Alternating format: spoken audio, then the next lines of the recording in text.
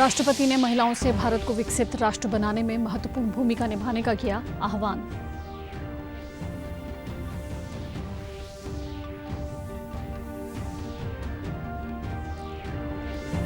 उपराष्ट्रपति ने पंजाब यूनिवर्सिटी चंडीगढ़ में चौथी ग्लोबल एलुमनी मीट कार्यक्रम को संबोधित करते हुए कहा कि सभी पूर्व विद्यार्थी विश्वविद्यालयों को और आगे ले जाने में निभा सकते हैं अहम भूमिका।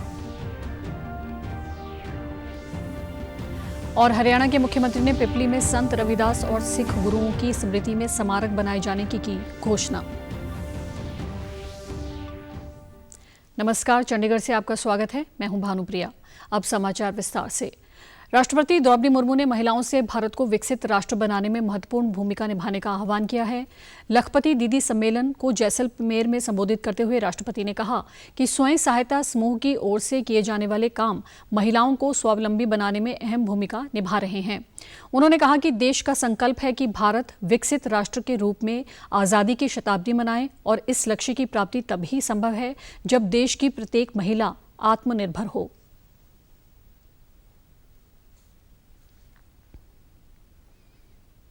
देशवासियों का प्रण है कि भारत एक विकसित राष्ट्र के रूप में आज़ादी की शताब्दी मनाए। इस लक्ष्य की पूर्ति के लिए हमारे आत्मनिर्भर होना अत्यंत आवश्यक है, लेकिन ये तभी संभव है जब देश की प्रत्येक महिला सबला हो, आत्मनिर्भर हो और सशक्त हो। महिला सशक्तिकरण अपने आप में महत्वपूर्ण है। महिला सशक्तिकरण और महिलाओं की वर्कफोर्स में समान भागीदारी सामाजिक और आर्थिक प्रगति में भी अहम योगदान देती है। राष्ट्रपति ने कहा कि महिलाओं का सशक्तिकरण जरूरी है और महिलाओं की वर्कफोर्स में समान भागीदारी सामाजिक और आर्थिक प्रगति में भी अहम योगदान देती है। उन्होंने कहा कि कोई भी देश अपनी 50% आबादी की उपेक्षा करके आगे नहीं बढ़ सकता। पंजाब यूनिवर्सिटी चंडीगढ़ की ओर से कल चौथी ग्लोबल एलुमनी मीट करवाई गई। उपराष्ट्रपति जगदीप धनखड़ कार्यक्रम के दौरान मुख्य अतिथि के तौर पर शामिल हुए और उन्होंने सभी से एक मंच पर आकर देश के विकास में योगदान देने का संकल्प लेने का आग्रह किया। इस अवसर पर पीयू की vice chancellor professor Renu Vig ने उपराष्ट्रपति और कार्यक्रम के दौरान उपस्थित केंद्रीय राज्य मंत्री सोम प्रकाश व अन्य का स्वागत किया।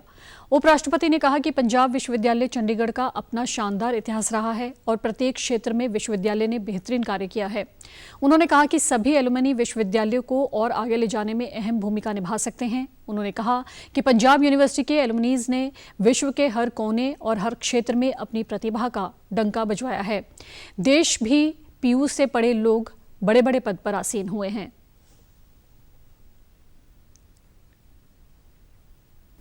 In this entire ecosystem, Punjab University has a glorious history.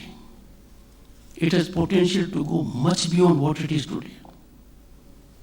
We all in this room need to secure it. If we get determined, trust me, Punjab University will be one of the leading universities on the global horizon. We need to work for it. उन्होंने कहा कि भारत अभूतपूर्व रूप से बदल रहा है और देश की अर्थव्यवस्था तेजी से आगे बढ़ रही है और भारत विश्व के मुकाबले प्रगति की राह पर निरंतर अग्रसर है। So the world is changing, but we are changing faster than the world, and that is why IMF, World Bank, they say India is the fastest growing large economy in the world.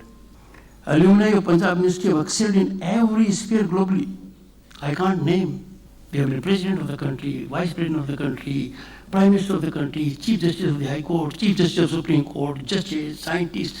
Now such a university that has unrivaled reservoir of alumni strength. उन्होंने कहा कि PU को भी वित्तीय तौर पर मजबूत करने के लिए प्रयास किए जाएंगे और एलुमनी के सहयोग से पीयू तक्षशिला और नालंदा जैसे विश्वविद्यालय होने का गौरव प्राप्त कर सकती है। भारतीय कुश्ती संघ को खेल मंत्रालय ने निलंबित कर दिया है। खेल मंत्रालय ने WFI के अध्यक्ष सहित नवनिर्वाचित टीम को निलंबित कर दिया है।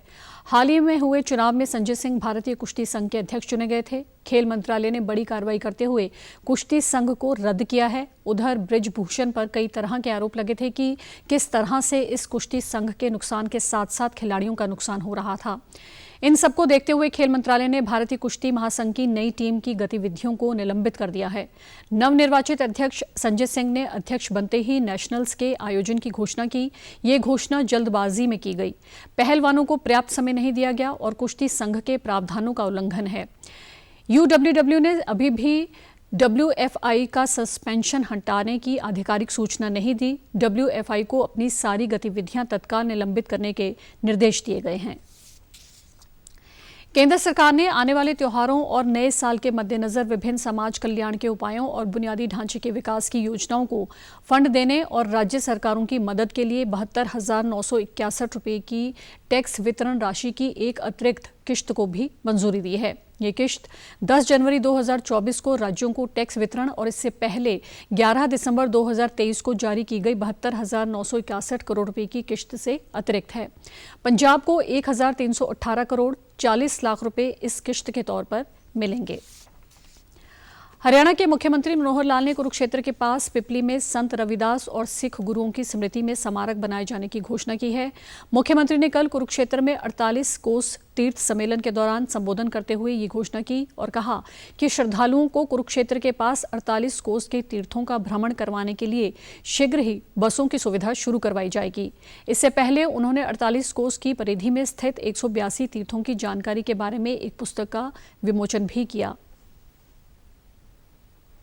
सब स्थानों के ऊपर जो जो आवश्यकता महसूस हुई, कहीं सरोवर का पुनरुद्धार करना है, कहीं मंदिर के अंदर कोई चीज की आवश्यकता है, कोई शेड बनाना है, कहीं शौचालय बनाने हैं, कहीं घाट बनने हैं, तो इन सब स्थानों के लिए जहां जैसी आवश्यकता थी उन योजनाओं को उन्होंने बनाया है।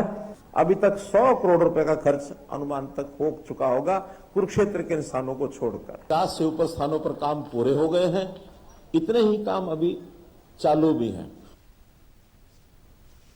मुख्यमंत्री ने कुरुक्षेत्र के तीर्थों के विकास के लिए सरकार द्वारा किए गए विभिन्न कार्यों इत्यादि के बारे में विस्तार जानकारी अपने संबोधन के दौरान साझा की और उन्होंने 48 कोस क्षेत्र में आने वाले तीर्थों के ग्रामवासियों से आह्वान किया कि वे सब मिलकर अपने अपने तीर्थ में विकास और सौंदर्य में सरकार का सहयोग दें। अभी 48 कोस की ये परिक्रमा का विषय आया है, कुछ बसें चलाने की बात कही गई है। मेरा कहना है कि पहले छोटे छोटे सर्किट बनाए, उसके 5 उसके एक प्रकार से गैलरी हैं, 2 एकदम पूर्ण 4 हो गई हैं, 3 गैलरी वो फरवरी तक हो जाएगा। फरवरी में उन 5 गैलरी का उद्घाटन करके और जनता को समर्पित वो कर दिया जाएगा। इसके अतिरिक्त मुख्यमंत्री ने शंखनाद और गीता महाआरती के बीच गीता महापूजन के साथ ब्रह्म सरोवर पर दीपदान भी किया। हरियाणा के मुख्यमंत्री मनोहर लाल ने कहा है कि कोरोना व युद्धों जैसी विभीषिकाओं से दुनिया को गीता का संदेश बचा सकता है। कुरुक्षेत्र में चल रहे अंतर्राष्ट्रीय गीता महोत्सव के अवसर पर थीम पार्क में 1 मिनट एक साथ गीता के वैश्विक पाठ कार्यक्रम को संबोधित करते हुए मुख्यमंत्री ने कहा कि आज विश्व कई विभीषिकाओं के कारण अपने आप को असहाय सा समझ रहा है। ऐसे में हर किसी को भारत से आशा बंधी है कि भारत की संस्कृति और गीता रूपी विरासत दुनिया को बचा सकती है। उन्होंने कहा कि भारत के प्रति विश्व का जो विश्वास बना है, हम उसको बनाए रखेंगे। एक प्रकार से अगर कहें तो आज का विश्व जिस प्रकार से अंधकारी कोठरी में और अपने आप को असहाय सा महसूस करता है कि कहीं दुनिया के अंदर युद्ध में इस प्रकार के अंधकार के कारण से मानवता का विनाश न हो जाए, चाहे वो कोविड की बात करें, चाहे वो युद्धों की बात करें, लेकिन हर एक को आशा बंधी है भारतवर्ष से कि भारत की संस्कृति, भारत का ये गीता रूपी विरासत ये दुनिया को बचा सकती है।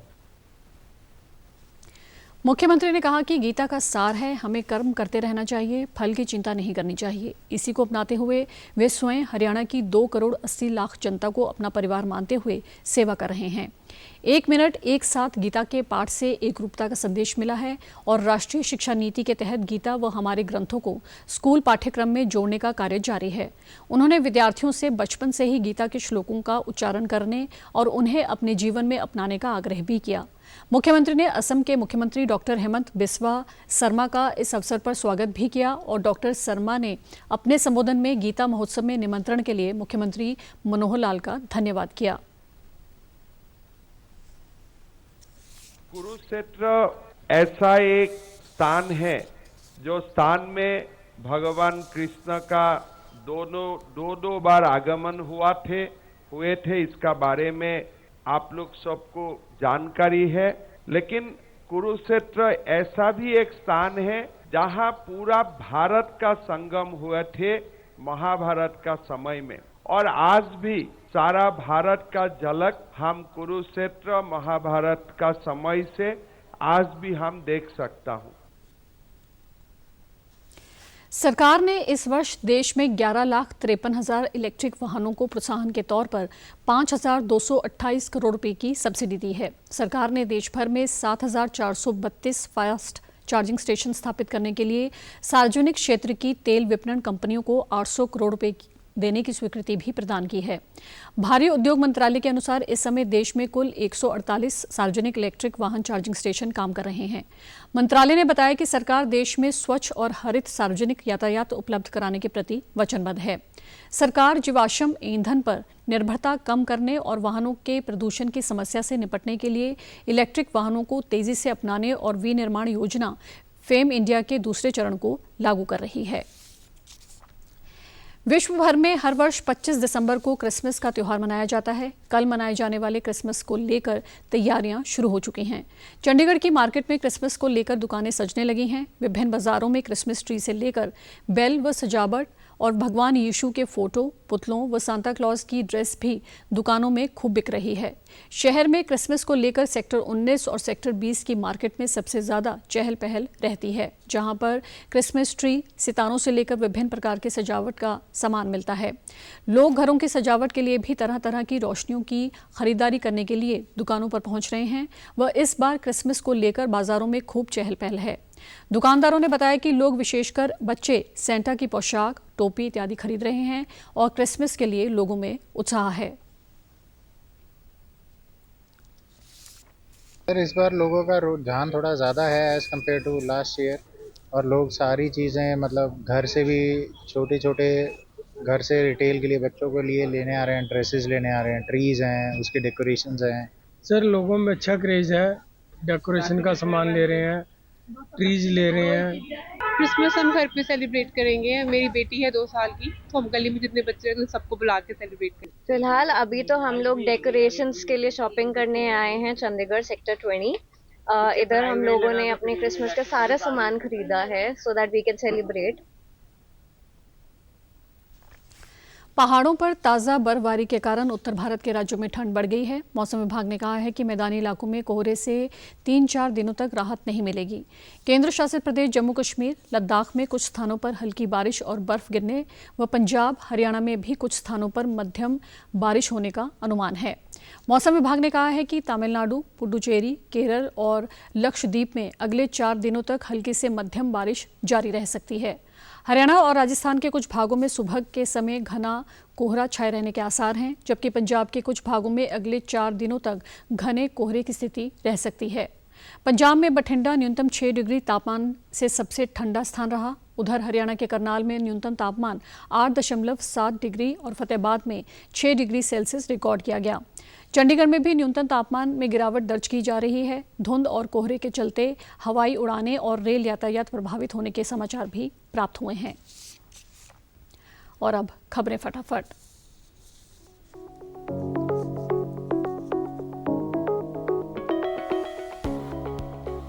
प्रधानमंत्री ने किसान ड्रोन की सराहना करते हुए कहा कि इसकी उपलब्धता से बढ़ रही है किसानों की आय व उनके जीवन स्तर में हो रहे हैं सुधार। स्वास्थ्य मंत्रालय के अनुसार पिछले 24 घंटों के दौरान कोरोना के 656 मामले आए सामने। सक्रिय मामलों की संख्या 3700 से अधिक। स्वास्थ्य मंत्रालय के अनुसार 33 करोड़ से अधिक स्वास्थ्य अभिलेखों को जोड़ा गया आभा खातों के साथ। पंजाब की कैबिनेट मंत्री ने बताया कि आशीर्वाद स्कीम के तहत 15 करोड़ 17 लाख रुपए की राशि जारी। इस योजना के तहत मार्च 2023 के लाभार्थियों को दिया लाभ। और आप हमारे समाचार YouTube channel DD news Chandigarh, Facebook DD news Chandigarh और social media X DD news CHD पर भी देख सकते हैं। इसी के साथ चंडीगढ़ से समाचारों का सिलसिला समाप्त होता है। नमस्कार।